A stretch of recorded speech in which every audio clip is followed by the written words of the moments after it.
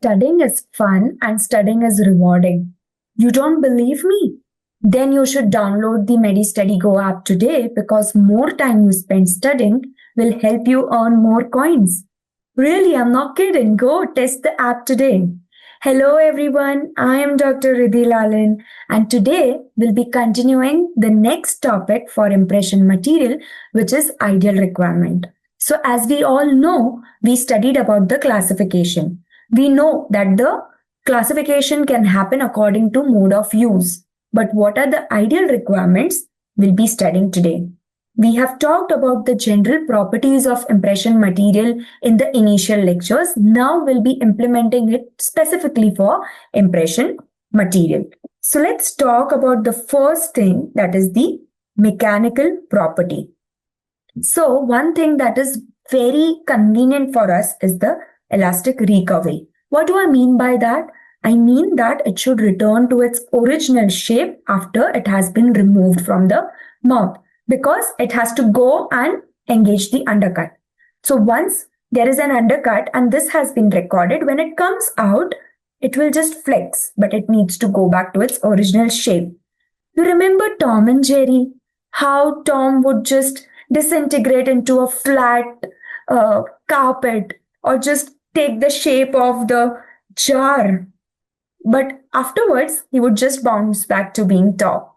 This is one of the best example of elastic recovery.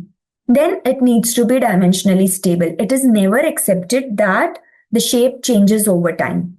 We want it to recover elastically but have its original dimension. Nor contraction, neither the expansion. Tear strength should be really good because higher the tear strength, more stable is the material and it will not tear in the thinner sections. Then there should be adequate setting and working time because that will help us as clinicians to manipulate the material well, for it to set in the mouth well. Sufficient time should be present. Talking about the handling properties. So what do I want? You remember we had talked about the fluids, Newtonian fluid, pseudoplastic, thixotropic. What was it? Now we'll know the clinical implementation. So the fluid needs to be thixotropic. What do I mean by that? It should flow under pressure but stay in its place. Can you give me the example? Yes, zinc oxide eugenol is the classic example of thixotropic material. Then it should have good flow. So quickly, we have talked about it in the classification. Can you tell me which consistency? Fast. It is the light body that will help you gain this feature. Then it shouldn't be sticky. Imagine you are making an impression and the material sticks to the oral cavity. You would have seen that, as you know, those short clips that come wherein people are joking that it was my first impression and entirely everything was onto the thing. This shouldn't be there. So it need not stick to the oral structure, should be easy to remove and from the oral cavity at the same time from the tray. Imagine the tray being stuck with the alginate. That's not hygienic. You are actually contaminating it. So it actually needs to even come out from your instrument as well as the oral cavity. It should be easy to mix and manipulate.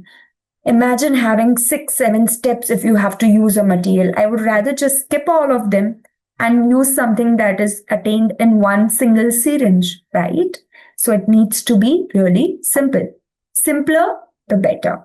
Then accuracy and detailed reproduction. Now this is something that I would never want to compromise, because it is the impression that is going to give me the exact reproduction over which I'm going to work throughout my case. So I want it to be as accurate as possible. At the same time, I don't want it to be toxic, irritating, or carcinogenic, or lead to any cross reaction, allergy. Remember the biological properties? The ideal requirements stay the same. And then it should actually have pleasant taste and odor. This might not be that great for us, but imagine having something that tastes so bad. It is not going to be accepted by the patient. We have to think for the patient once in a while.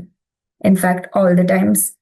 Then dimensional behavior. It shouldn't shrink, neither should it expand, and it should have thermal compatibility because it can be subjected to change in temperature. Now, your impression material, how will it come in contact with change in temperature? That is being poured by gypsum, the exothermic reaction, right? If it starts disintegrating, it's going to be a problem. So it should be compatible thermally.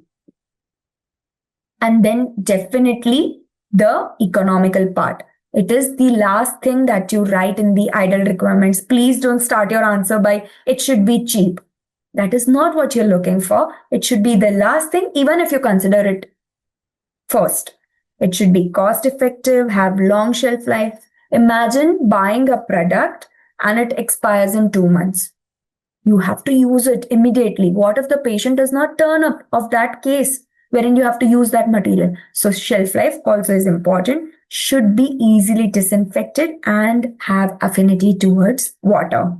So this was about your ideal properties of impression. Let's talk about the flashcard and MCQ. Why should an ideal impression material have low viscosity before setting and high viscosity after setting? Very easy. Because if it has low viscosity, it will flow into finer details. And if the viscosity increases, it is going to become rigid and dimensionally stable. So serves both the purpose. It is low, goes and records, and then it becomes thick and just takes the accuracy. Excellent if you were able to think critically and you understood what thixotropic actually means. Now, which property of an ideal impression material ensures accurate reproduction of fine surface detail? Is it high tear strength, high modulus of elasticity, high setting expansion, and low contact angle? So now when I'm talking about fine surface details, okay, tear strength will have no relation with your detailed reproduction. So this goes out of option. High modulus of elasticity means that the material is rigid. Do this correlate with the surface detail? No, it does not. Setting expansion again does not have anything to do with your surface detail. Low contact angle. So now I know one thing. Lower the contact angle, better is the wettability. Better the wettability, better is the recording of surface. So hence, this is what I would want. So this was about your ideal requirements of impression material. Don't forget to like, share and subscribe, and you can refer your friends to go and download the app, and for every referral you are going to gain more coins, and that you can utilize to study even further. What are you waiting for? Go do it today, and I'll see you in the next video.